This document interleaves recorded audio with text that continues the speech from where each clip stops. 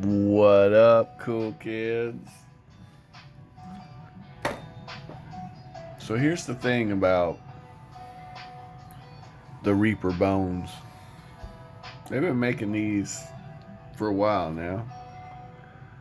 And before that, they were making the metal minis. This particular paint job was done by an associate of mine, except for any of the purple you see here, I kind of was messing around trying to kind of fix it up.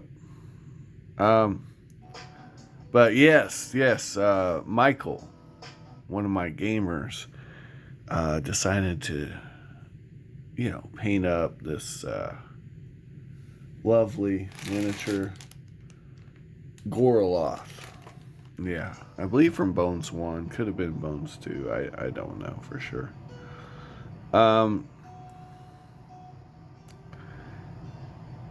Forgive the paint job. I brought this out for a reason, because I wanted you guys to see what we were dealing with here. The original sculpt. Where to begin? It's a fine sculpt.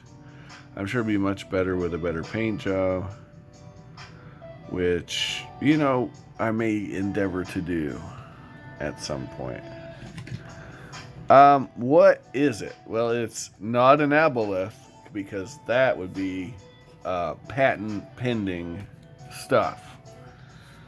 However, here we are discussing it. Now, why did I pull out this old Bones model for a video, that I'm making now?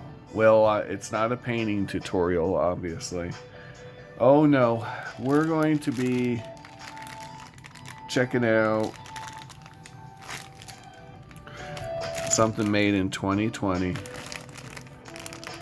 The new Goroloth. Okay, so not ones to just sit on their previous successes. Oh no. Oh no, our friends at Reaper, they do not rest on their laurels. No. They have a different path. They are ever evolving, ever improving, ever showing us new and exciting ways to make the same models. Revamps, as it were. And we eat it up, as well we should. Now, this is the new Bones. This is a great way to show you the difference between the two. See the color? See how bendy this is? Right? Now, these bases, I got these bases out of some company in England. I bought a bunch of dwarves, and I thought I'd get some flying bases. This base doesn't really work. I actually had this base on my Pixie miniature, and I found a new base for it. I used Reaper bases, which are, I mean, don't get me wrong, though. This was really cheap, this base. I got like 2 or 3 of them. Actually, hold that thought. I'll show you the miniature in question. Okay, so, yeah, I had a player who wanted to play a Pixie, and I didn't have any Pixie minis, least of all ones that were good enough to use for a PC. So I grabbed some Sculpey, and this is what I came up with. It was supposed to be a sorcerer. So they got their little fireball-y wand. Right? Let's see if we can get a better view of this. Yeah. So yeah, nothing fancy. Just a little Sculpey clay and a little paint job on it. Didn't even spend. I actually spent more time painting it than I did sculpting it. I kid you not. But it works. It works. It's a fine mini.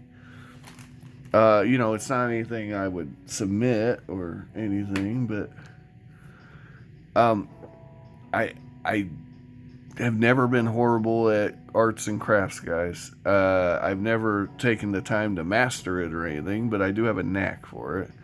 And this little guy, he looks good on the table, you know. If I had more time, if I wasn't working the insane hours I work, I might sculpt some more stuff, you know. I think I have my first ever thing I sculpted up here. So let me check that out real quick. Here he is. Yep, I got it. Now, don't laugh. This is the first thing I ever sculpted. Yeah. That one was like the third thing I ever sculpted. So, I'm getting better, dang it. But, and I painted this with craft paints. I had no idea what I was doing. I'd never painted a miniature in my life. But that's what I came up with. Anyway, we're getting way off topic. Way off topic. By the way, you can make minis with Sculpey clay. It takes about, I'd say, you know, this one, I swear it only took me about an hour and a half to do. This Pixie. Hour and a half. This one took me a little longer because I had some problems with it. But not a lot longer. I would say 2, maybe 3 hours of work. Okay? Now, when you do the math on that, though, guys, and this is why I don't do a lot of it, my time is precious. I spent 2 hours sculpting this mini. Well, yeah, it's unique. No one else has it. It's really cool. I'm happy with it. But my time's worth money. I could have been at work, literally at work. I can work as much as I want, guys. And I know not everybody's in that position, but I can literally work 7 days a week if I wanted to. 12 hours a day if I wanted to. So, my time is money. So I can't be, as much as I enjoy it, I can't be sculpting minis. Can't do it. But if you have time, guys, and you want to know how to do it, let me know in the comments. I can tell you how to do it as much as I know. I'm not saying I'm an expert. I'm just telling you I can show you how to do what I did. Okay. We could even do, like, if I fast forward the footage, we could do a tutorial on how to do it. It's wire, it's Sculpey clay, and an oven, guys. Although I will say for the wings, I did get a little fancy, and I did. I used a Danish package, and I took a printer. I got a screen of an actual butterfly, a painted lady, if I remember right. And I took that paper and I cut it, made it 3D, right? See? And then I just glued that plastic on over the top. Actually, no, let me get the order right. I took the butterfly wings, I glued them between the plastic, and then I cut it out, and then I shaped it. I used my ceramic heater to get it to where the wings are fluttering like that. No one taught me how to do that. I just did it, you know. It is what it is. The paint job is very simple. It was done with craft paints also, so nothing fancy there. We're getting off topic. Well, I had to, because this video was going to be short. We only got 1 minute. Let's get back to Goroloth the Great. Aboleth, not Aboleth. And you can already see the improvements here right off the bat. Okay. This right here. Okay. This right here. These come in pieces. There are 1, 2, 3, 5 pieces to this model. Okay. The head is one big piece, and it slides on. These fins are one piece, okay? Each. This, actually, I think these 2 fins are separate pieces also. But I could be wrong. You know, because I assembled this a few years ago.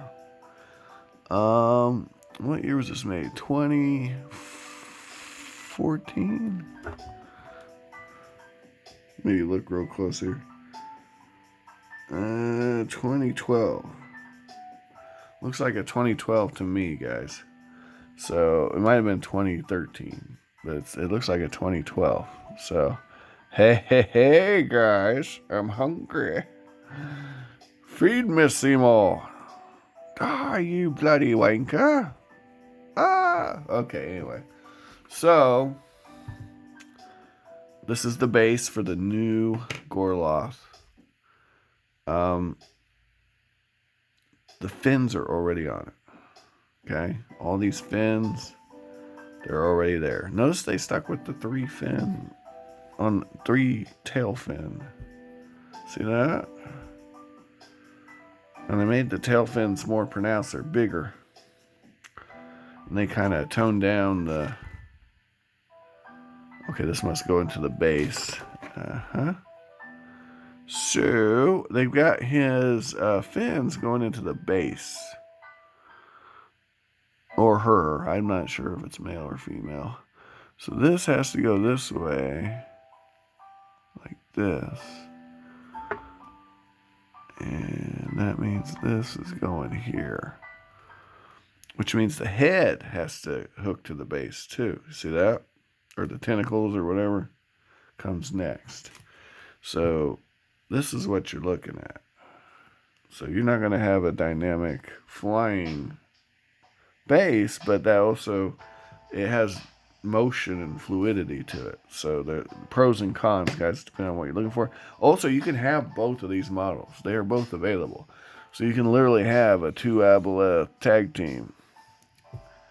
I believe they're solitary, but they do have to mate, I would imagine. So you might catch 2 of them mating. But since these aren't Aboleths, we don't have to worry about that. They're not Aboleths. Okay, so this appears to be the eyes. The head's already there. So what we're going to have to do is take these... well, at least that's on the key. So I don't have to worry too much about where I cut this stuff. So that was smart on their part. And it's an improvement on some of the models I've seen. Although, generally speaking, they're pretty good about it. Reaper. You know, this is not meant to be a model for a professional model assembler or whatever. Modeler, I don't know what you call it. This is meant to be something for someone in the entry level. So, there are 4 pieces here. There are tentacles. Let me get that off of there. Since it's on this part, it doesn't really matter. It doesn't have to be pretty. So that's cool. This is going to go here. I should imagine. Yeah, right there. All right. So I already like what we're doing here. If you look at it, we've already got some nice motion, like, to the sculpt. Like, it's not real motion, but it's not static. It's like a dynamic pose, right? So I can already tell you this keys into here, right, on the base. So you're gonna, when you put this together, you're gonna glue, and I would suggest not gluing this guy together until you paint him, because you're gonna have problems.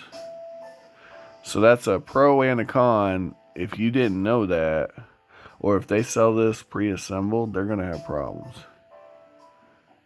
Like I don't know that you could do this model any justice assembled. Now I could be imagining stuff, but I don't see it. Even if you were just dry brushing, right? Which is fine. There's nothing wrong with that. Don't do it, but it's fine. Okay, I'm totally kidding. I've heard quit. Someone's gonna take me seriously. This goes here. So, even if you were dry brushing, okay, that would not be cool to have to worry about hitting those textures on that base. So this is definitely a model you don't want pre-assembled, I would say. That's just my opinion. So if they're selling it pre-assembled, I'd be worried, because look at this. I'm going to show you.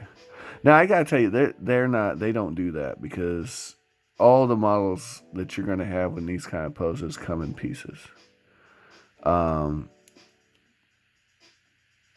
also, wow, tricky. Yeah, you might even have to heat this up to get it to fall into place the way you want. Not really, though. I think glue would be, yeah, it's not too bad. It's not too bad. But, so right here is where we're going to run into a problem trying to dry fit this, right? But you get the idea. This is our guy, or gal, or whatever it is. Our thingy. And this is the original. So we can do a side-by-side comparison. Once I get the camera set. There you go.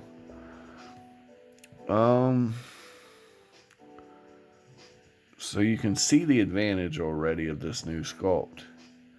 This looks like a cuttlefish getting ready to strike. This is actively striking. This is showing danger.